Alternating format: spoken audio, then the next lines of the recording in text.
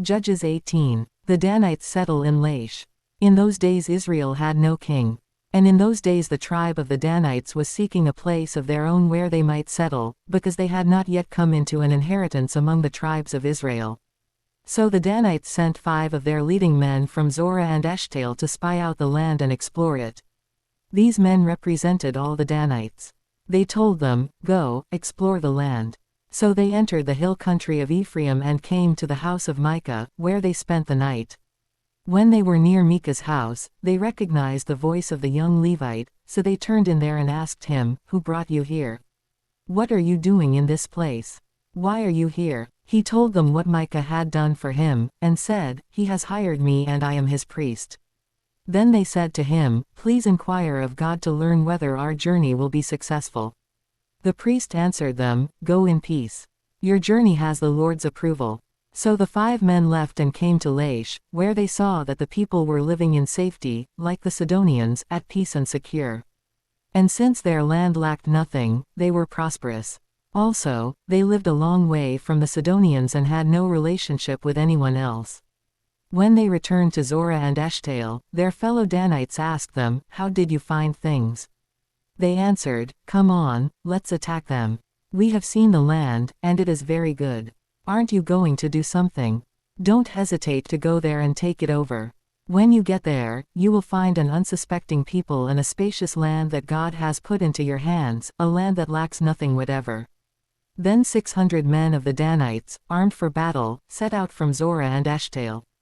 On their way they set up camp near Kiriath-Jearim in Judah. This is why the place west of Kiriath-Jearim is called Mahane Dan to this day.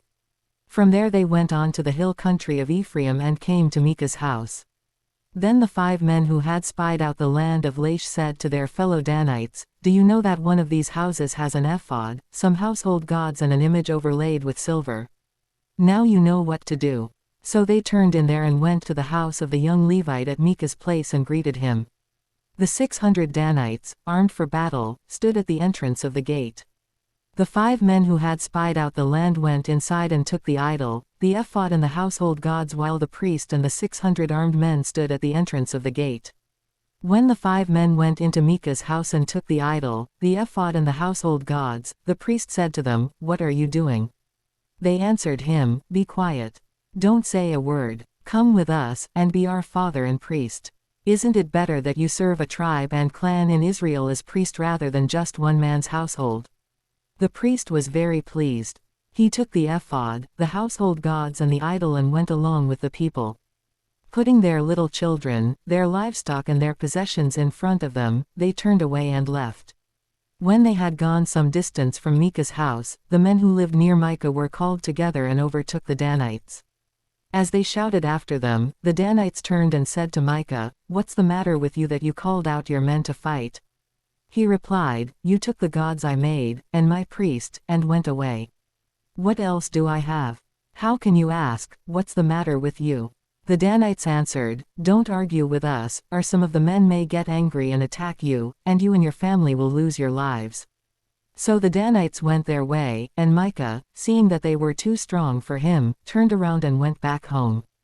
Then they took what Micah had made, and his priest, and went on to Laish, against a people at peace and secure. They attacked them with the sword and burned down their city.